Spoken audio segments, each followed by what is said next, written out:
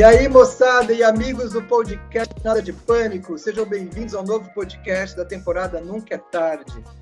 Vamos mostrar que nunca é tarde para você se reinventar profissionalmente, começar algo novo, diferente, enfim, novas oportunidades e desafios.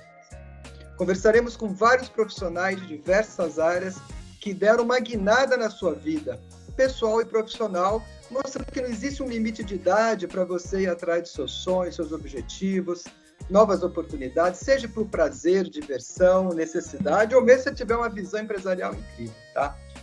Se você está vendo, assistindo pelo YouTube, gente, dá o seu joinha aí, siga a gente, coloque seus comentários, que é muito legal para a gente ter essa interação. E se for apenas ouvindo, não deixe de seguir a gente na sua plataforma de podcast preferida. Assim você não perde nenhum episódio.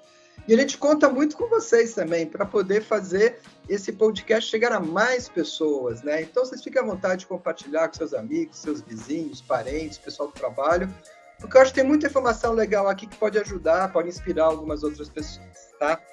Eu sou o Ricardo Mandel, sou o host do Nada de Pânico, e hoje eu tenho o prazer de estar aqui com nossos amigos Jorge Lacombe, de Campinas, Silvana Machado, de Campinas, então uma galera de campineira aqui. E hoje um prazer muito especial de receber diretamente de São Francisco a Adriana Basques. Ela é formada em Engenharia de Telecomunicações pela Inatel, com uma carreira na IBM e hoje é uma fotógrafa internacional nos Estados Unidos e líder de expedições turísticas para lugares especiais. Uau! Então vamos lá, Adriana. Você tinha uma carreira executiva, né, uma multinacional, e resolveu dar uma guinada na sua vida e começar a trabalhar com fotografia. Como é que foi essa mudança? Você poderia contar um pouquinho isso para a gente? Claro, oi pessoal, obrigada pelo convite. Essa, na verdade, é o que eu tenho de mais próximo de uma corporate conference call nos últimos 10 anos. 10 anos, uau! Pois é, Mandel, na verdade não foi assim tão planejado ou tão estruturado como, né, a maioria das pessoas acha. Quer dizer, eu imagino que quando alguém vai fazer uma mudança grande dessa na vida, as pessoas se programam, planejam, colocam tudo ali na planilha e etc. E não foi assim que aconteceu comigo. Na verdade, a mudança de lugar, enfim, foi planejada. O que aconteceu é que, num determinado momento, eu estava num momento da minha carreira que eu estava super feliz que eu estava fazendo, não foi um problema de querer mudar por causa disso, mas eu achei que estava no momento de fazer alguma coisa diferente, não de forma definitiva. Eu queria fazer alguma coisa diferente, eu mergulhava e já fotografava, mas trabalhando na IBM, você sabe como é que é, né? Você consegue fazer isso uma vez por ano. E eu achei que né? por Isso ano me não era. mata. Eu achei que uma vez por ano não era suficiente. Então, somado com algumas outras coisas de experiência vendo pessoas passar por situações de saúde, outras pessoas passarem por situação de violência, etc., eu acho que é um bom momento para tirar um sabático e viajar, e mergulhar, e fotografar. Então, a ideia original era essa, que eu viria para cá, ia morar aqui, sei lá, 1 ano, talvez. Eu não vim com uma ideia definitiva, eu vim com uma ideia de parar 1 ano só para poder viajar, para poder fazer as coisas que eu queria fazer só por prazer, né? E depois disso, a ideia é que talvez eu ou voltasse para o Brasil ou eu ficaria aqui nos Estados Unidos mesmo, mas o plano original sempre foi voltar para a vida corporativa, porque eu não tinha naquele momento um problema com a vida corporativa. Então foi meio, vou tirar 1 ano sabático, curtir um pouco e vamos ver o que acontece, né? Foi. Mas aí a sua ideia era voltar a trabalhar no mundo executivo no Brasil ou nos Estados Unidos? Lacombe, eu acho que mais aqui nos Estados Unidos do que voltar mesmo para o Brasil, né? Mas, como eu disse, a ideia era continuar trabalhando no mundo corporativo. Eu não saí da IBM quando eu vim para cá, então eu estava de licença, eu fiquei de licença, no final das contas eu fiquei de licença 3 anos, E porque depois do primeiro ano eu falei, não estou pronta para voltar ainda, vou ficar mais um ano. E aí, desse um ano, e aí você sabe como é que as coisas acontecem, né? No final de 3 anos, estava muito claro para mim que eu não queria mais voltar para aquela vida corporativa, não queria mais voltar para aquele modelo. Mesmo no primeiro ano eu pensei, de repente eu não vou trabalhar mais para a empresa da forma como eu trabalhei nos últimos 20 anos, vou fazer consultoria, né? Que é o que todo mundo, é a primeira coisa que todo mundo pensa, vou fazer consultoria. E aí eu pensei nisso e falei, olha, acho que talvez esse seja o caminho. Mas a verdade é que a mudança foi tão grande para mim, de perspectiva, não foi só mudança física de mudar de país, né? Mas a mudança de perspectiva de como eu passei a enxergar a vida dali para frente, mudou muito e para mim começou a ficar incompatível a ideia de voltar para o mundo corporativo. Não cabia mais no meu horizonte, sabe? A minha ideia de trabalhar em escritório, com horário, com os deadlines, coisas todas, não era o que eu queria fazer mais. E, em paralelo a isso, a parte toda de fotografia começou a decolar de uma forma que não foi planejada também, né? Então, somando essas duas coisas, eu falei, não tem jeito, não dá para voltar. E assim que foi a decisão no final. Então, não teve o planejamento que eu acho que você estava esperando ouvir. Então, tipo, se desse errado, tem um plano B? Acho que não tinha. O plano Acho B, que não tinha nem plano A, né? Não tinha nem plano A. O que não tinha era um plano A, na verdade. Eu tinha o plano B sem ter o plano A. O meu plano B era voltar, porque, como eu falei, eu estava de licença, né? Então eu não saí, eu só pedi demissão da IBM depois de 3 anos. Então, se depois de um ano eu sentisse que, né, que tinha que voltar, que a coisa não estava rolando, etc., eu ainda tinha o meu emprego, né? Então, assim, esse era o plano B. Então, eu vim com o plano B definido. Eu não tinha um plano A. Essa é muito boa. E você já praticava fotografia, Adriana, antes de... Sim. Tá. Sim. Não, mas isso eu posso dar um depoimento, que eu visitei a casa da Adriana muito antes dela começar a ser fotógrafa profissional, quando ela era gerente da IBM, por sinal era minha gerente na época, e aí ela mostrando as fotos de viagem. Eu cheguei lá, ela tinha gavetas e gavetas com centenas de álbuns de fotografia, com centenas de fotos dentro de cada álbum. Era um negócio assim impressionante. Ela já tinha viajado o mundo inteiro naquela época e já tinha foto do mundo inteiro em quantidade, né? Então acho que em termos de prática, você vem praticando a fotografia desde sempre na sua vida, né? Era um pouco diferente, né? Porque a forma como eu olhava a fotografia antes era fotografia de viagem, né? Então, como você falou, eu sempre gostei muito de viajar e essa sempre foi a prioridade da minha vida, era viajar, conhecer o mundo, ver o que tem, né, do outro lado. Então, e eu sempre fotografei muito, mas como uma coisa de registrar o momento e de me lembrar daquele momento. Então, era uma relação um pouco diferente. Quando eu comecei a mergulhar, eu não fotografava embaixo d'água, né? E aí, isso foi uma coisa casual. Numa viagem para Galápagos, eu acho, eu comprei uma câmera compacta, nada especial, uma câmerazinha compacta com uma caixa estanque e resolvi fotografar.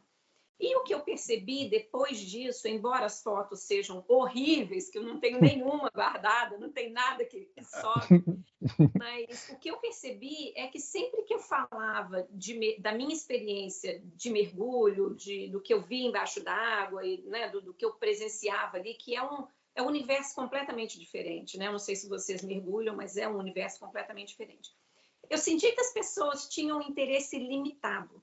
A partir do momento que eu tinha foto para compartilhar aquele momento e mostrar, né, não só falando, mas mostrar a foto, eu percebi que o interesse das pessoas mudou completamente.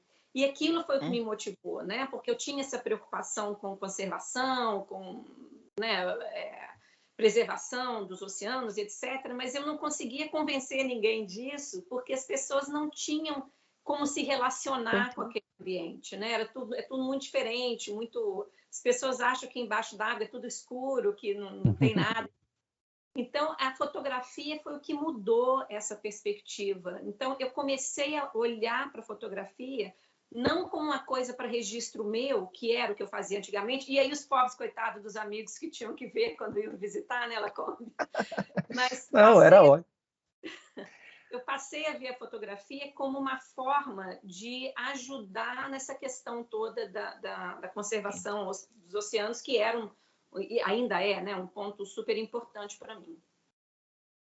Legal, mas você sempre teve esse hábito de viajar muito e ir a lugares diferentes, né? Porque não é aquela pessoa que eu já fui a Paris, a Nova York e a Roma, né? Você ia para Mianmar, você ia para uns África, uns lugares diferentes e sempre foi um tema, né? Depois agora você viajou, passou a viajar para dentro d'água, né? Então já é mais diferente ainda. Mas continuo indo para esses lugares aí, Lacombe. Dentro uma step ahead, né? Quer dizer, continua sendo esses lugares que as pessoas chamam de exóticos, mas além de ser um lugar exótico, ainda embaixo d'água. Então é mais exótico ainda, né? Mas entre virar amadora, uma fotógrafa de viagem, depois virou uma fotógrafa amadora e virar uma fotógrafa profissional reconhecida e premiada, como é que é essa trajetória? Porque não parece ser uma coisa muito simples assim, né? Muita gente tenta e poucos conseguem. É um mercado complicado, principalmente depois da era digital, né? Porque a fotografia passou a ser uma coisa muito acessível, o que é ótimo, né? Eu acho ótimo. A quantidade de imagem que é registrada e produzida diariamente é uma coisa absurda. Eu nem me lembro mais o número, porque o número é tão absurdo que eu não me lembro mais exatamente o número, mas é astronômico a quantidade de imagens que não só são geradas, mas que são publicadas, né? Então, com esse advento todo, o universo da fotografia profissional ficou muito comprometido, digamos assim, sobre o aspecto financeiro, principalmente. Porque como a fotografia é muito acessível agora, é muito fácil para uma pessoa conseguir uma foto que seja excepcional, né? A diferença é que quando você fala com fotógrafos profissionais, existe uma constância, né? Existe o número de fotos excepcionais é acima da média, obviamente, por isso que a pessoa é profissional, né? Mas essas pessoas amadoras, elas conseguem eventualmente fazer uma foto excelente. E essa uma foto excelente acaba sendo publicada e, como todo amador, o prazer dessas pessoas é ter o seu trabalho publicado. Então, essas pessoas não estão em busca de reconhecimento financeiro, que é diferente do profissional que vive disso, né? Então, com esse cenário, mudou muito. As empresas, as revistas e as grandes publicações que pagavam bem para fotografia, né? Hoje não funciona assim mais, né? Porque muitas, inclusive, se pensa em publicações como National Geographic, eles nem pagam mais para a maioria das fotografias. A maioria das fotografias são pessoas comuns que submetem e que têm fotografias de qualidade e acabam sendo publicadas. Mas isso acontece uma vez, né? A pessoa vai ser publicada uma vez. Só, né? Mas isso é suficiente para a pessoa. Então, mudou muito o mercado. No meu caso, o que aconteceu, eu entrei nele antes dessa migração completa, embora eu seja um fruto também do acesso digital. Porque eu comecei a fotografar sub já digital, nunca fotografei em filme, né, para fotografia sub. Então, eu também sou parte dessa mudança, né? Mas como foi mais no começo, as coisas ainda eram diferentes. Então, e o que acontece é que o mercado profissional é muito pequeno. Então, no fundo, todo mundo acaba conhecendo todo mundo.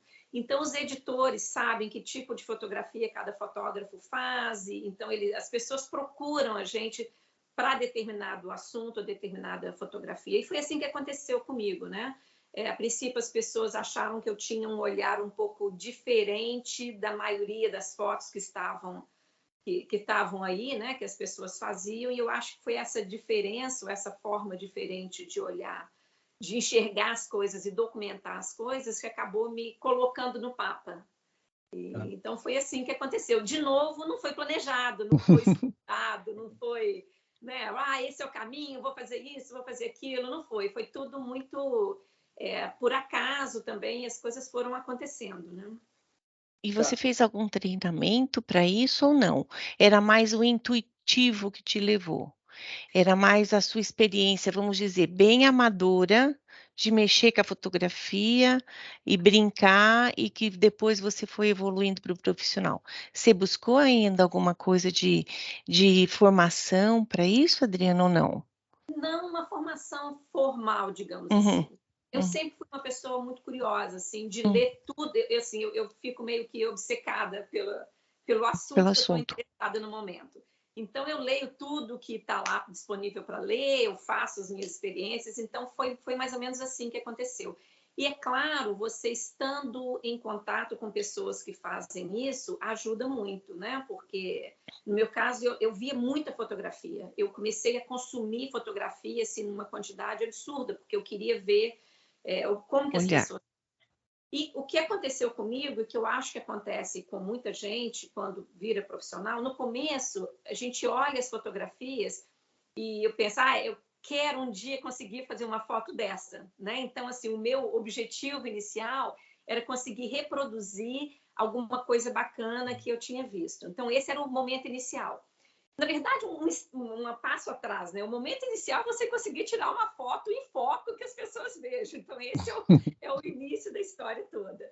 No segundo momento, você quer repetir uma foto que você acha que é bonita, que é bacana, que você gostou. Então, esse é o meu segundo objetivo, né? Era tentar reproduzir aquele tipo de coisa. E depois, quando eu comecei a conseguir fazer isso, o meu próximo passo foi, ok, eu quero ver todas as fotografias que tem desse assunto específico e eu quero fazer alguma coisa que ninguém fez ainda. Então, esse passou a ser o meu objetivo, de procurar, e eu continuo fazendo isso, né? Então, quando eu vou para um lugar novo, fotografar algum animal novo e etc., além de estudar o comportamento daquele animal, eu vejo o maior número possível de fotos daquele animal para saber exatamente o que não foi feito ainda, porque aquele passa a ser o meu objetivo. Foi assim que a coisa evoluiu. E você chegou a sobreviver, quer dizer, a viver de fotografia durante um tempo, porque agora você já tem outras atividades, mas assim, você conseguiu sobreviver nesse período? O que acontece? O meu objetivo nunca foi sobreviver inteiramente da fotografia, né? Eu me considero privilegiada de ter trabalhado, né, no mundo executivo durante muito tempo e ter conseguido fazer o meu patrimônio. Então, o momento para mim de fazer dinheiro foi no momento que eu estava trabalhando no mundo executivo. Com a fotografia, como eu não tinha essa pressão, eu pude ser muito criteriosa no que eu queria e o que eu não queria fazer. Então, esse é um privilégio que eu tive, que a maioria das pessoas não tem, né? Então, por exemplo, eu falava muito não para muita coisa que não me interessava. Então, eu, por exemplo, decidi já no começo que eu não queria assumir nenhum assignment, eu não queria nenhuma contratação prévia para fazer nenhum tipo de fotografia, de nada disso, porque você não consegue combinar com o tubarão que ele tem que estar lá na hora que você tem que fazer as fotografias para ele. E abrir a boca, dar aquele sorriso. Não dá, às 9, viu? 9 horas tem que estar aí. Então, eu decidi já desde o começo que eu queria fazer a coisa no meu termo, né? Então, por conta disso, por ter esse privilégio de não precisar fazer, né, o dinheiro para sobreviver, eu consegui moldar minha carreira de uma forma diferente, né? E fazer só aquilo que eu queria fazer, no momento que eu queria fazer, enfim, no lugar que eu queria fazer. Então, foi um pouco diferente nesse aspecto, né? Ô, Adriana, e no momento que você tomou a decisão, né, que você não ia mais voltar para a IBM, como é que foi a reação assim da sua família, dos amigos? Eles te apoiaram? Como é que foi esse momento? A maioria não. Chamaram de louca, né? A maioria, quando eu vim, não foi nem quando eu resolvi de fato sair. Quando eu vim para cá, a maioria das pessoas falou: você tá louca? O que você está fazendo nessa vida? Minha família é super preocupada, enfim, todo mundo. Mas não no sentido de desencorajar, mas no sentido de preocupação mesmo, né? Porque as pessoas, enfim, é comum que as pessoas tenham medo daquilo que é desconhecido, né? E não foi diferente comigo. Então, esse apoio, não recebi, não. Na verdade, era mais as pessoas incrédulas do que viria pela frente, me chamando de louca, e o que você está fazendo com a sua vida, enfim. Então, eu tive mais isso do que o contrário. Entendi. E quais as principais dificuldades que você teve no início? Se é que você teve alguma, né? Tive várias. mesmo eu tendo, como eu falei, o privilégio de não ter uma que é provavelmente a maior pressão que as pessoas têm, né? Que é a questão de como que eu vou fazer isso virar dinheiro para eu poder me sustentar e etc. Isso não significa que o resto vem fácil, porque não é fácil. Coisas que eu nunca imaginei que eu ia ter dificuldade. A gente trabalhando na IBM, quer dizer, eu vinha para os Estados Unidos frequentemente durante a minha carreira inteira, né? Então, nem passou pela minha cabeça que pudesse ter algum tipo de adaptação, alguma coisa, sabe? Alguma dificuldade nesse sentido. Porque, para mim, vou para os Estados Unidos o tempo, né, várias vezes por ano, imagina, né? Nem passou pela minha cabeça. Não é nem que eu achei que ia ser fácil, não. Isso sequer passou pela minha cabeça que era uma coisa que eu teria que me preocupar. E a realidade é muito diferente, porque a gente vir a trabalho, a passeio, é completamente diferente de morar. E olha que os Estados Unidos é um país que culturalmente não é tão diferente assim do Brasil, né? Eu imagino pessoas que vão para a China, para a Índia, para lugares onde a cultura é bem mais diferente. Então, eu não considerei isso no meu plano, eu achei que nem passou pela minha cabeça que isso seria um problema. É claro que hoje, olhando para trás, eu fui completamente naive com essa história toda, né? Porque é óbvio que tem diferenças. Então, coisas bobas, por exemplo, cartão de crédito. Eu queria um cartão de crédito aqui, né? Eu não queria continuar usando o cartão de crédito do Brasil, pagando IOF, aquelas coisas todas. Não conseguia cartão de crédito. O meu limite era de $1.000 por mês. E eu falei, escuta, mas né, como assim? Eu não posso ter um cartão de crédito? Porque você não tem um histórico de crédito. Claro que eu não tenho histórico de crédito. Eu acabei de mudar. Cheguei e mudei esse mês. Eu não tenho histórico de crédito, obviamente. Mas você, Visa, você, Mastercard ou American Express, pode consultar a Visa, Mastercard ou American Express no Brasil, onde eu sou cliente há 20 anos, e você vai ter meu histórico. Não funciona assim. Não funciona assim. Então, esse tipo de coisa que não passou pela minha cabeça que eu pudesse ter algum problema com isso, né? Carteira de motorista, coisas ridículas, assim, eu dei azar de DMV, não sei se vocês já ouviram falar, é como se fosse o Detran aqui, né? E é uma das coisas mais chatas que alguém tem que fazer nos Estados Unidos, é ir no tal do DMV, como não é muito diferente de ir no Detran, né? E para eu conseguir tirar minha carteira de motorista, eu tive que fazer o processo todo, que é normal, não teria problema com isso. Mas aqui a gente faz o exame de motorista com o nosso próprio carro. Por 2 vezes eu fui reprovada antes de sair com o carro do lugar. Porque uma vez o freio de mão não estava puxado. Aqui ninguém puxa o freio de mão, o carro é automático, você não puxa o freio de mão. E eu estava parada ali no coisa, só parei para o cara... Enfim, me reprovou antes dele nem entrar no carro para fazer. A segunda vez, ele faz a inspeção no carro e, não sei o que aconteceu, uma das luzes de freio tinha queimado e ele me reprovou por causa da luz de freio. E eu, como boa IBMista, falei, não, escuta, mas espera aí, quantas luzes de freio eu sou obrigada a ter no carro? Ele respondeu, 3. Falei, quantas luzes de freio tem esse carro? 5. Quantas estão funcionando? 4. Eu preciso de 3, tem 4 funcionando, você não pode me reprovar. Ele falou, não, reprovado, pum. Então, esse tipo de coisa, eu jamais imaginei que fosse, né, que eu tivesse que lidar. Então, as suas dificuldades, Adriana, foram muito mais por você ter mudado de país, essa decisão, do que em termos profissionais, em termos de carreira, é isso? Não, estou só começando nas dificuldades. Tá bom, então vamos lá. Então, teve essas dificuldades, né, de mudança de país. E com relação à mudança de carreira, foi muito difícil para mim mudar a visão de que eu não estava mais trabalhando o dia inteiro, que todo dia eu tinha que trabalhar, de ser produtiva, digamos assim. Essa ideia de que eu não estava sendo produtiva, de que eu não estava trabalhando a exaustão, isso eu tive muita dificuldade de lidar. O que é uma coisa ridícula, né? Porque você pensa, mas é o que todo mundo quer.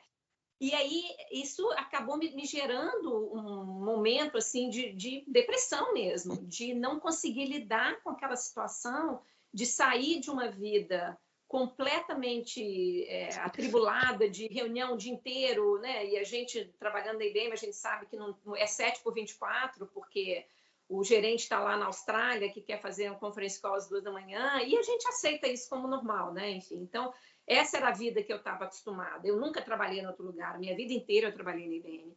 Então, o fato de não ter isso, de não ter aquela rotina, de não me sentir que estava sendo produtiva, eu me senti péssima. O que era para eu estar celebrando, eu achando que, poxa, consegui estar num momento bacana, de fazer só o que eu quero, é o sonho de todo mundo, né? Eu não consegui lidar bem com isso no começo. Foi super difícil de ter que fazer terapia e etc. Que assim, e na minha cabeça aquilo era tão absurdo de eu estar me sentindo daquele jeito, de eu estar me sentindo deprimida porque eu não estava trabalhando como louca. Aquilo era assim, eu não conseguia entender por que eu estava me sentindo daquele jeito, né? E aí, obviamente, de novo, volta para o fato da minha vida profissional inteira ter sido daquele jeito. Então, eu comecei a olhar para mim mesmo como menor, digamos assim, né? Como eu não tinha importância mais Isso ocorreu durante aquela fase que era meio ano sabático ou já depois também continuou? Não, no comecinho não. No comecinho era só tudo. No comecinho eu estava lidando com esses problemas de mudança de país, então não tive tempo de lidar com os outros problemas, né? Então no começo eu não pensava nisso, estava, né, lidando com outras coisas e aproveitando viajar e etc, que era a minha intenção. Mas quando o negócio começou a ficar, ok, é isso que eu talvez queira fazer, eu tive muita dificuldade em aceitar isso para mim mesma, em aceitar que agora minha vida era aquela, que eu não tinha mais aquele monte de coisa, de conference call o dia inteiro, de forecast meeting toda semana, e eu comecei a me enxergar de forma diminuída. Então, assim, não eram outras pessoas, era eu que tive essa dificuldade de me enxergar nesse novo momento. Então, isso foi uma coisa que eu tive muito problema em lidar né, passou... Eu acho que você mencionou, acho que há um pouquinho, que você inclusive fez terapia para isso ou não? Fiz Foi uma das terapia. formas que você usou para poder superar? Foi porque eu não conseguia entender por que eu estava num momento dream, né? Que era o que eu queria fazer. Momento livre, né? Momento livre. Pintava, mergulhava, fotografava, era tudo que eu queria fazer. E por que eu estava tendo tanta dificuldade de aceitar aquilo? Eu não conseguia aceitar aquilo em mim, sabe? E eu acho que vem um pouco também da cobrança inicial das pessoas, de dizer, poxa, mas você vai largar uma vida executiva para... Né? Agora você está fazendo o quê? Você está fotografando? Né? Enfim, então eu deixei aquilo entrar na minha cabeça e eu mesma passei a me cobrar de uma forma porque o meu parâmetro era diferente, né? O meu parâmetro de sucesso era diferente. Então, eu tive que recalibrar o que eu, Adriana, enxergava como sucesso. E aí, fui fazer terapia para me ajudar nessa, né, recalibrar esse negócio. Então, não foi fácil. Embora, para algumas pessoas ouvindo, pareça ridículo, né? Como que... Mas a cabeça da gente faz coisas que a gente não espera que vai fazer, né? Você foi sozinha, Adriana? Ou quando você foi sozinha? Eu vim sozinha, mas eu conheci o Clark, que é hoje meu marido, que já morava aqui na Califórnia. Então, eu vim, desde que eu vim para cá, vim ficar com ele, né? Então, enfim, eu não estava sozinha, eu estava com ele. Entendi. Mas é também uma coisa complicada, porque ele é americano, então a cultura também era muito diferente. Então, ele tinha... Eu não sei se ele conseguia entender exatamente o momento que eu estava passando, porque ele nunca foi uma pessoa de mundo corporativo, né? Embora ele seja do mundo financeiro, que não é muito diferente, mas, enfim, eu tive super apoio dele. Ele era uma pessoa que não conseguia entender por que eu estava tendo essa dificuldade, né? Ele falou, mas não é isso que você quer? Não é isso, né? Não era isso que você queria? Eu falei, é exatamente isso que eu queria, mas eu, né? Enfim... Então, mesmo com todo o apoio dele, ele também tinha dificuldade de entender. E eu tinha dificuldade de entender, né? Se eu mesma não conseguia entender, imagina esperar que alguém fosse entender. E quando você começou a ganhar prêmio de fotografia, o reconhecimento do trabalho profissional, isso ajudou provavelmente a você começar a virar a chave, né? Sim, certamente. Porque aí eu comecei a ver que eu podia ter sucesso com outra coisa, né? Fazendo uma outra coisa completamente diferente e ser bem-sucedida de novo, né? Porque no começo a imagem que eu tinha de mim mesma era assim, poxa, acabou a minha vida de sucesso, né? Então agora aquela coisa que as pessoas às vezes que você conhece, você fala, eu faço isso, isso e aquilo, e as pessoas te admiram. Eu achei que aquilo tinha morrido, que eu nunca mais ia ter, né, essa admiração das pessoas. E aí, obviamente, quando o resultado começou a acontecer, isso muda, porque você começa a receber admiração de novo, é completamente diferente. Você se sente valorizado, né? Realmente Exatamente. sentindo que está fazendo algo legal, alguma coisa diferente. É um contraponto do sucesso e a felicidade, né? Que você estava na busca do sucesso e de uma certa forma, algum instante agora, você encontrou a felicidade, né? Então é o contraponto da gente. E é o que eu venho repetindo, né? Eu acho que é a gente recalibrar o que é sucesso para a gente. É uma coisa muito individual, né? Mas a gente tem que recalibrar isso. A gente tem que começar a reavaliar o que eu considero sucesso. Então, se para mim antes sucesso era ser banda D na IBM, isso não vale mais nada para mim, entendeu? O meu sucesso, meu parâmetro de sucesso mudou, né? E essa transição da gente recalibrar o que sucesso significa para a gente mesmo, eu não sei, talvez seja fácil para algumas pessoas, mas eu imagino que para a maioria das pessoas não seja. Para a maioria das pessoas seja. Eu concordo, Adriana. Eu acho que para a maioria não é. E o que acaba acontecendo muitas vezes é que as pessoas estão tão mergulhadas no ambiente profissional, trabalho, aquela coisa, aquela competição, que elas param de pensar efetivamente naquilo que elas querem, nos reais objetivos, nos anseios, né, que elas têm. E aí dá para entender um pouco. A hora que você para, né, que você estava nesse mundo, nessa engrenagem, parece que falta alguma coisa, né? Porque era justamente esse mundo que você vivia. Então, é uma colocação muito interessante que você pôs, que acho que dá para ter uma reflexão enorme. Tá? Isso. E também aquela questão de abrir mão, né? Que de repente você descobre que aquilo que você achava que valorizava não tinha tanto valor assim, ou não era aquilo que assim, você está também tendo que abrir mão de valores que você tem, né? Porque era um valor trabalhar muito, se esforçar demais e ser reconhecido por isso. De repente, esse valor você tem que abrir mão dele para abraçar outros novos valores, que são os valores que agora você está entendendo que são os que te movem mesmo, né? O que te dão felicidade, etc. Exatamente. E no meu caso, eu acho que um complicador dessa história toda é que eu não saí da IBM porque eu estava infeliz com o meu trabalho. Eu estava feliz. Não era aquela coisa, não vejo a hora de mudar de emprego. Eu não tinha esse problema. O que eu queria fazer mais de uma coisa que eu estava muito envolvida, que era, de novo, mergulhar, viajar e fotografar. Mas, em momento nenhum, aquilo para mim significava que eu não gostava da vida que eu tinha, ou do trabalho que eu fazia. Então, eu não estava fugindo daquilo, né? Eu não estava buscando uma coisa porque eu não aguentava mais aquela vida. Então, isso também gerou uma dificuldade muito grande, né? Porque eu acho que seria mais fácil se eu tivesse naquele momento, não aguento mais, não aguento mais trabalhar. Né? Dá um pé e pronto. Pessoas, teria sido mais fácil, eu acho, né? Que não foi meu caso. Então, eu acho que isso, no final, acabou introduzindo um elemento a mais, assim, dessa complicação toda, né? E esse período, Adriana, de quando você saiu até passar por essa fase toda, até você, tô bem comigo mesma, tal, durou quanto tempo, mais ou menos? Eu acho que uns 2 anos, mano. E o que aconteceu comigo também, o Lacombe me conhece, eu não desisto das coisas. Então, na minha cabeça, eu não dar seguimento àquilo, não ir até o fim para ver né, o que ia acontecer, para mim aquilo seria fracasso. Seria exatamente. Não, eu tenho que passar por isso, eu tenho que resolver isso. Né? Foi aí que eu comecei a fazer terapia, porque eu falei, não vou desistir. Porque teria sido muito fácil, né? Eu poderia, ok, tchau, vamos embora. Então, não deu certo, acabou, pronto. Né? Estou voltando no dia tal, que posição que eu vou assumir. E teria sido fácil isso, né? Mas não faz parte nunca fez parte do meu perfil essa desistência fácil, né? Eu falei, ok, não, eu tenho 3 anos, então em 3 anos eu tenho que tomar a decisão, e aí se realmente, depois desses 3 anos, eu identificar que não é isso mesmo, que eu não estou feliz, que eu achava que era o que eu queria fazer, mas que não é, eu volto.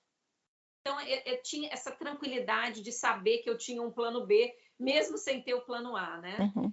Mas levou aí uns 2 anos até que eu falei, não, essa é a decisão acertada, é isso mesmo que eu quero fazer, e daqui para frente. Legal, que legal. E em termos de realização, né? Você ganhou alguns prêmios, né? Pelas suas fotografias e tal. Conta um pouquinho isso, né? O que você sentiu, né? Porque, como você falou, você queria fazer algo diferente, trazer uma visão até então inédita de algum local, algum animal. E o que você sentiu quando uma foto sua foi premiada internacionalmente? Eu já tinha alguns prêmios de coisas assim, né? Que todos os prêmios são importantes, claro, mas quando eu tive a foto selecionada para o Wildlife Photographer of the Year, que é o concurso de fotografia de vida selvagem mais importante do mundo, que é promovido pelo Museu de História Natural de Londres, aquilo mudou muita coisa para mim, porque, primeiro, que é, de fato, uma foto super bacana, modestamente. O quarto passo do sucesso da fotografia, retomando lá aquele de tirar a foto em foco, depois copiar alguém, depois fazer alguma coisa inédita. Diferente. O quarto fato é quando as pessoas começam a copiar a sua foto. E essa foto aconteceu isso. Eu comecei a ver depois que essa foto, né, foi premiada, e a foto foi publicada em todas as revistas e toda publicação, enfim, toda publicação que você imaginar, digital e revista impressa, essa foto saiu. Uma página dupla na National Geographic, mundial, enfim. Então, foi uma coisa super A visibilidade incrível, né? Uau, né? Super. E aí eu comecei a ver as pessoas tentando copiar a minha foto.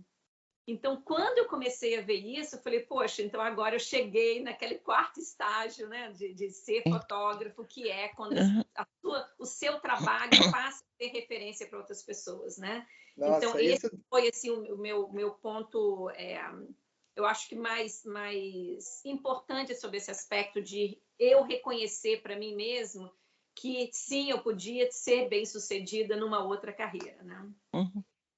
Eu acho que a satisfação que você provavelmente sentiu é realmente incrível. E esse fato, a partir desse fato, você começou a ser procurada mais por revistas, enfim, por mídias, né, que trabalham com foto ou não?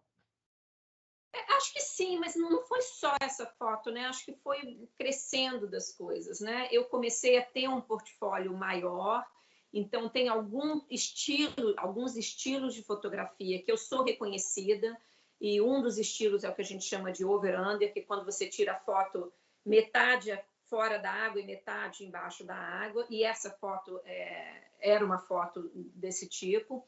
Então, eu comecei a ser reconhecida por esse estilo de fotografia, e mais para frente comecei a ser reconhecida por o estilo de fotografia que eu faço, que é diferente da maioria das pessoas. Por exemplo, quando eu fotografo recifes de coral, a maioria das pessoas fotografam um segmento pequeno, vamos dizer, um pedaço assim do coral. E eu comecei a fotografar o coral inteiro, como se fosse uma paisagem submarina, né? Isso requer algumas questões técnicas de iluminação, principalmente, que são diferentes, que a maioria das pessoas não quer usar. Eu fotografo com 4 flashes grandes, enormes, então quem vê embaixo d'água parece um monstro, né? Então, esse estilo de fotografia, e também eu fotografo muito animais grandes, né? Baleias e tubarões, enfim, arraias gigantes, enfim, coisas desse tipo. Então, o meu estilo passou a ser reconhecido, e os editores, quando precisam de alguma coisa daquele assunto, com aquele estilo, com aquela estética, eles me procuram, né? Então, acho que foi a soma das coisas. A soma de ter construído um portfólio com a exposição que eu tive, de alguns prêmios, enfim, eu tive foto no Smithsonian, que é o Museu de História Natural aqui em Washington, como eu falei, publicação em várias revistas, né? Todas as revistas de natureza aí que são conhecidas. Então, a soma das duas coisas, a exposição junto com o portfólio ajudou. porque a exposição por si só, se eu não tivesse mais foto para mostrar, ia ser, né? Ia parar por ali, né? Cantor de uma música só. Então, acho que foi a soma das duas coisas. Que interessante isso, né? E, pessoal, vocês que tenho certeza que estão curtindo esse papo aí com a Adriana Vasques, né? Falando sobre fotografia, que é um tema um pouco diferente, né? Do mundo empresarial, que muitas vezes a gente fala. E eu lembro a vocês para seguir a gente na sua plataforma de podcast preferida, agora no YouTube, também dar o seu joinha e seguir a gente lá e mandar seus comentários. Para a gente é muito importante isso, porque é através do feedback de vocês que a gente pode fazer as coisas diferentes, fazer as coisas cada vez melhor, tá? E lembrando a todos, né, que o Nada de Pânico é publicado semanalmente, então a gente sempre tem aí um papo, uma entrevista, algumas ideias, algumas coisas aí rolando toda semana. Agora, Adriana, queria saber de você o seguinte, com tudo isso que você falou, você chegou a entrar em pânico em algum momento? Não, pânico não, porque, como eu falei, eu tinha o meu plano B, né, bem estabelecido. Então, eu sabia que se não rolasse, etc., eu ia voltar com o rabinho entre as pernas, mas pelo menos tinha lá um lugar para voltar, né? Então, sob esse aspecto, isso ajudou muito. Saber que se as coisas, né, não funcionaram, etc., eu tinha como retomar de onde eu deixei. Então, isso ajudou muito a não entrar em pânico.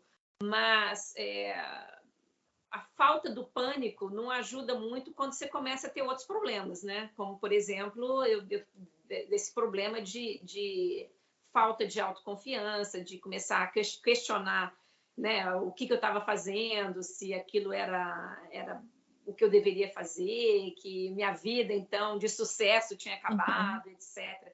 Então, isso tudo não foi pânico, mas foi uma situação que eu nunca imaginei que eu fosse passar. Porque eu nunca fui o perfil de pessoa eu nunca na minha vida imaginei que eu fosse ter depressão por qualquer coisa, né?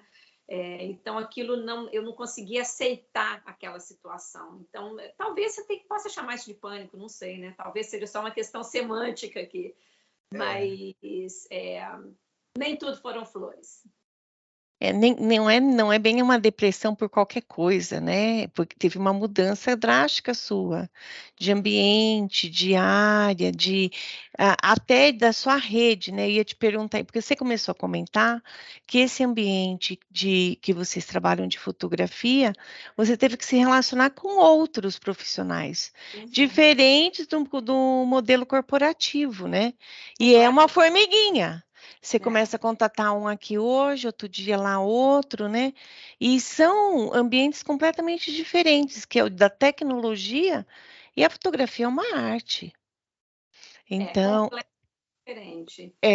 Até o comportamento das pessoas é diferente, né? Porque eu sou da área de tecnologia, mas eu sou 1 mais 1 é 1, que é a lógica, né?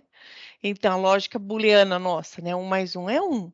Né? Mas, de qualquer maneira, você tem essa outra, teve que estressar esse papel, né, Adriana? Mas eu sou geminiana, né? Então, eu consigo jogar nos dois. Não, e você tem razão, e uma coisa muito engraçada é que eu tinha que me policiar muito, porque o ambiente corporativo, as relações são muito diferentes, né? Da relação que eu estava tendo, que eu comecei a ter com essas pessoas.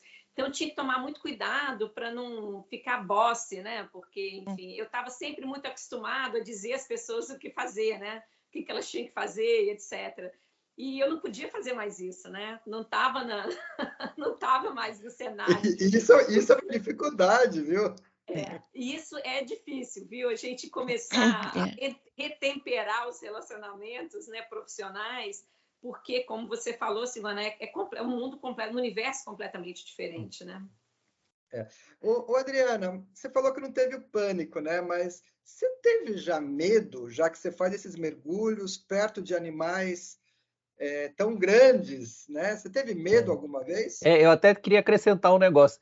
quando o pessoal fala, mas vou fazer shark feeding, eu sempre tive a sensação que shark feeding é você virar comida de tubarão, porque é que assim, pô, assim, o tubarão, né? Olha, eu e o tubarão, eu acho que a relação é que eu sou a comida e ele é a fera. Não é possível. Assim, sempre que eu vou para qualquer tipo de mergulho, eu estudo muito sobre a espécie que eu vou interagir. E eu acho que quando você conhece, você sabe o que esperar, né? Você sabe do comportamento e etc., você se prepara para aquela situação.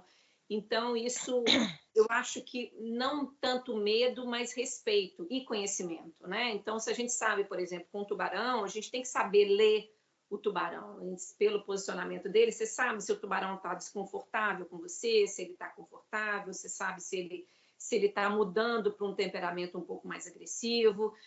Obviamente, a gente tem que respeitar o espaço de todos, né, os animais, não só o tubarão, mas qualquer animal.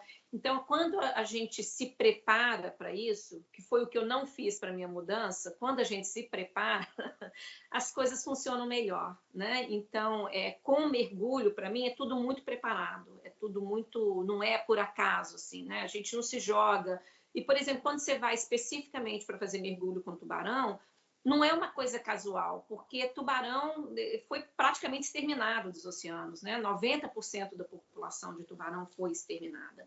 Então, quando a gente vai efetivamente buscar um animal desses para fotografar, quer seja, sei lá, tubarão-martelo em Galápagos ou em Cocos, você sabe que você vai encontrar com esse animal, você está esperando isso é o que você está programado para fazer. Então, é diferente de um encontro casual, né, que caiu na água, estou ali brincando e apareceu um tubarão. É completamente diferente, né? Então, enfim, eu não tenho medo, mas eu tenho muito respeito e procuro estudar e conhecer o máximo possível do comportamento antes de me colocar nessa situação, né? Você comentou sobre tirar fotografia dos recifes, né, dos corais, e que você vai sozinha, não tem o cara lá que fica com a iluminação para você, né? Que nem os fotógrafos de casamento, que tem um cara com a luz, você lá com a foto só. Não, você fica com todo o equipamento com você. É sempre você sozinha.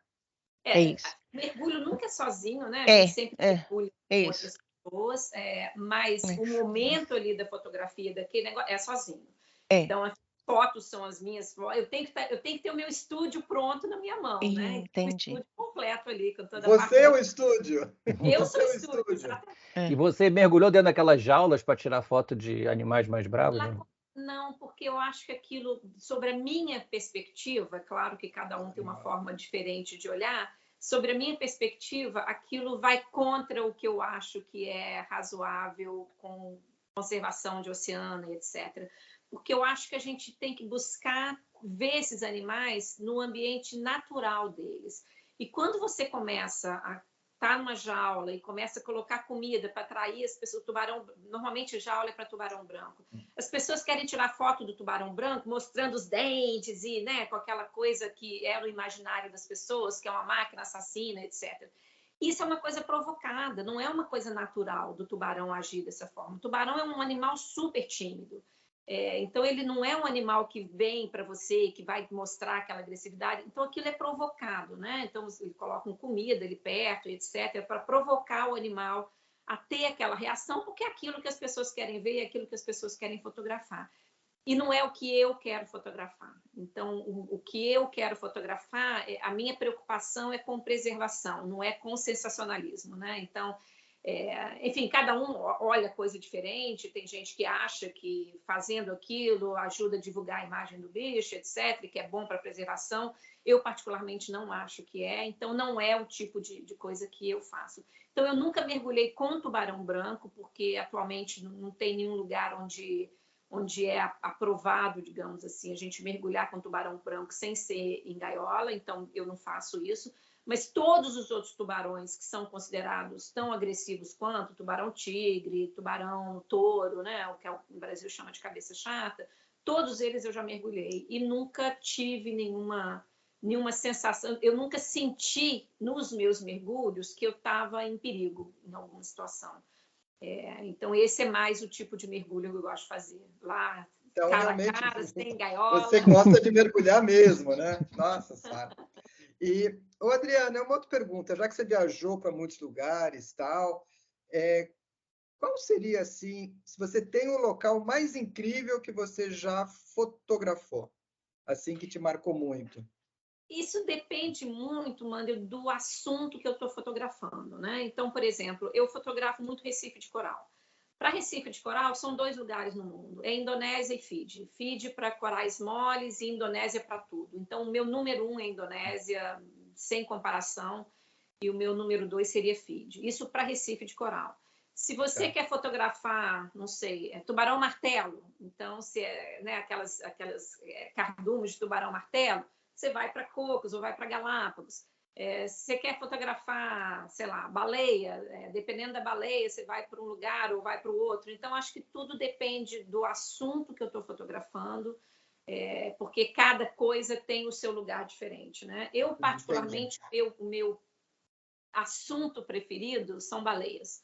É o que eu mais gosto de fotografar, e a minha baleia preferida é a baleia franca austral, que eu vou para a Patagônia para fotografar, então eu tenho uma temporada todo ano, que eu vou para lá todo ano ver as minhas bichinhas, e então esse é o meu assunto favorito, né? Mas como eu falei, eu faço todas essas coisas, eu gosto de tudo isso, e é sempre bom fazer coisas diferentes, né? Então, coral é uma coisa que eu sempre gosto e que, desde a pandemia, eu não voltei a mergulhar com coral por conta de cancelamento, de viagem, etc. Então, estou indo agora em novembro para Fiji, mas acho que a maioria das pessoas gostariam mais de ver o Recife de Coral, porque é o que é mais colorido, é o que tem maior variedade, é que tem um monte de coisa, um monte de peixinho, às vezes peixão, enfim. Então, eu acho que para o público geral, o melhor seria, o que eu recomendaria é Recife de Coral, Indonésia.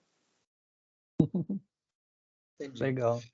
Adriane, mudando um pouco de assunto agora, pensando em alguém que eventualmente pense em mudar de carreira, né? Você falou que a sua não foi planejada, né? Mas quais dicas que você poderia passar com base na sua experiência? Planejar. Eu acho que Ponto 1. Já vi. Ponto número 1. Eu acho que se eu tivesse me antecipado, quer dizer, seria um pouco difícil no meu caso planejar, porque, de novo, eu não tinha a intenção de abandonar o mundo corporativo, né? Não foi intencional isso. Mas eu acho que se a pessoa tem a intenção de mudar de carreira, é fundamental que planeje, porque as coisas acontecem. É claro que um monte de coisa vai acontecer que não estava planejada, é claro que vai, né, ter um monte de novidade, coisa que você nem imaginou.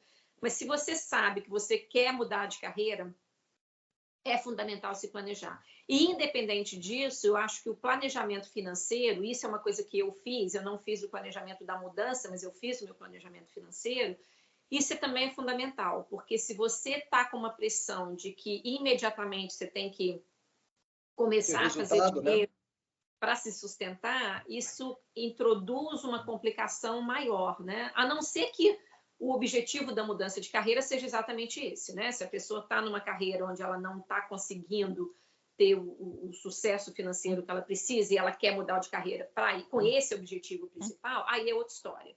Mas se esse não é o objetivo principal, eu acho que ter esse planejamento financeiro para você poder se dedicar à mudança e dar tempo para que essa mudança se realize, porque as coisas não vão acontecer em 3 meses, as coisas não vão acontecer em 1 ano. Então, se a pessoa tem um planejamento financeiro para passar por isso, isso ajuda muito. E a segunda coisa é esse recalibrar a sua definição de sucesso pessoal, né? Então, eu acho que isso é uma das coisas que, para mim, foi a maior dificuldade que eu tive de aceitação comigo mesmo, e que se eu tivesse me planejado para isso, se eu tivesse feito essa mudança na minha cabeça, né, de como eu teria que recalibrar as minhas definições pessoais de sucesso, as coisas teriam sido muito mais fáceis. E você acha que a questão da idade, Adriana, tem alguma diferença para você tomar essa ação? Se você é mais jovem ou, de repente, se você já é um pouco mais velho, um sênior, e tomar uma decisão de, putz, vou fazer algo diferente? Você acha que isso influi? Eu acho que sim, e, de novo, depende do tipo de mudança que você quer fazer. É mais vantajoso você fazer isso no começo da sua carreira, da sua vida profissional, ou mais adiante. Então, acho que tudo isso tem muito a ver, de novo, com a questão financeira, né? Porque quando você toma essa decisão mais avançado na sua vida profissional, você provavelmente já tem uma estruturação financeira um pouco melhor que te permite fazer essa transição de forma mais tranquila. O contraposto é, se você está no começo da sua carreira, qualquer coisa é novidade, você não tem essa mudança de sucesso, essa coisa toda, nada disso, porque você não tem nada disso estruturado ainda, né? Então, é muito mais fácil sobre esse aspecto. Então, eu acho que depende do momento que você está na sua carreira e do objetivo que você quer. Mas, sem dúvida alguma, não é problema você fazer essa mudança mais adiantado na sua vida, né? É possível fazer, com certeza é possível, e tem até algumas vantagens dependendo do cenário que você está entrando, né? Eu tenho uma pergunta, não sei como é que... O que a Adriana faz nas férias, né? Porque você passou como é que é esse negócio? Você vai tirar foto de leão na África? Como é que é a diferença? O que você faz quando você não está fotografando? Você está de férias permanentes? Como é que... Família, isso aqui é férias, porque o resto do ano todo eu estou de férias, né? Estou fazendo o que eu gosto, viajo para os lugares que eu quero viajar, com as pessoas que eu quero, então eu não tenho esse... É claro que tem a parte administrativa, como todo trabalho tem, né? Não significa que é só a parte boa, tem a parte chata também que vem com isso, mas que não é nada, no meu caso, nada significativo, grande. E quando eu saio de férias mesmo, normalmente é para visitar a família e amigos no Brasil. Então, essa que acaba sendo as minhas férias agora. Legal. Entendi. E sem câmera, eu normalmente não levo câmera, só... Só tira foto de celular. Só o celular, né? Só o celular. E, Adriane, como é que você se vê daqui a uns 10 anos? Você para pensar nisso, em termos de futuro, ou just roll on? Eu penso um pouco nisso, porque o tipo de coisa que eu faço demanda muito fisicamente, né? Então, é diferente de você fotografar safari na África, que você está ali dentro, sentadinho no carrinho, bonitinho, não requer nenhum esforço, né? O meu tipo de trabalho, a minha fotografia, é uma fotografia que requer esforço. Então, por exemplo, eu faço muito mergulho livre, tem mergulhos, por exemplo, sei lá, vamos dizer, fotografando marlins no México. Uma coisa que você está dentro de um barquinho de madeira, você vai 2 horas mar adentro, batendo naquele barquinho de madeira, quando você acha os cardumes, você pula na água com o barco andando, né? E aí você tem que pular de volta para o barco e pular de volta para a água. Então, requer um esforço físico que eu não sei como é que eu vou estar daqui a 10 anos, né? Como é que esse esforço físico vai ser. Eu não me vejo parando de fotografar, talvez eu tenha que mudar e começar a fotografar só recife de coral, ao invés de fotografar animal, né, em ação. Mas eu tenho a intenção de continuar fazendo isso, né, e continuar viajando sempre. Esse sempre foi minha paixão, de viajar, de conhecer o mundo, de ver outras culturas e etc. E advocando muito para a questão de conservação ambiental, né? Então, esse tem sido o principal objetivo pelo qual eu faço o que eu faço. É ligado com alguma ONG, Adriana? Você é ligada com alguma ONG? Nenhuma em particular, assim, Não. que eu apoio e faço trabalho para muitas, mas não tem nenhuma assim, em particular que eu esteja diretamente associada. Nesses anos todos, você viu diferença de degradação de meio ambiente entre as primeiras fotos Tremendamente. A diferença é gigantesca, gigantesca. E em pouco tempo, você vê, em 10 anos, mesmo de espécies que antigamente... Vou dar um exemplo. A gente ia muito para um lugar chamado Isla Mujeres, no México, para fotografar peixe, acho que é peixe-vela que chama em português, que eu sei o fish. E era uma coisa fantástica que a gente ia e sempre tinha aquela quantidade enorme. Não existe mais. Não existe mais. Então, um lugar de mergulho que acabou. Muitos outros lugares que a gente ia para fotografar, sei lá, tubarão-baleia, não existe mais. Mesmo Recife de Coral, você vê que você vai nos lugares, branqueamento de coral passou a ser uma coisa que acontece regularmente agora em vários lugares do mundo. Então, a degradação do meio ambiente é uma coisa impressionante que eu percebo. Eu tenho fotos de lugar, desculpa, o mesmo lugar tirado com diferença de alguns anos, e você consegue ver a diferença na foto, da quantidade de coral e de espécies e peixe. É uma coisa impressionante. Você vê que isso é reversível? Você acha que isso é reversível? Ou a gente já chegou no ponto que ferrou? Algumas coisas não são mais reversíveis, por exemplo, algumas espécies de animais, a chance de não entrar em extinção é praticamente zero. A gente está passando agora por o que se chamam de sexta extinção em massa, que a quinta extinção em massa, para você ter uma ideia, foi a que acabou com os dinossauros. Então, você tem uma ideia da gravidade do momento que a gente está passando, né? Então, algumas espécies a gente sabe que não existe chance para elas. Outras, sim, tem muitas histórias de sucesso, de coisas. A natureza é muito resiliente, né? Então, se deixada em paz ali, vai retornar. O problema é que, para deixar as coisas voltarem ao que era, é muito difícil, né? Porque a população da Terra entrou tem uma quantidade... Está aumentando, né? Não é sustentável para o planeta. E poluição, e o aquecimento global, né? Toda essa mudança climática que não foi levada a sério durante décadas, né? As pessoas sempre trataram isso, eu vou morrer antes que aconteça alguma coisa. E não é verdade, né? A gente está vendo hoje incêndios aqui na Califórnia e alagamentos em vários outros lugares do mundo, e etc. Então, a mudança climática, a crise climática é uma coisa muito real e palpável hoje, né? Então, tudo isso dificulta muito. E se a gente pensar que o oceano é 71% do planeta, né? O planeta que chama planeta Terra deveria chamar planeta Água, né? Porque a maior parte do planeta é água. E o oceano é o que regula a vida na Terra.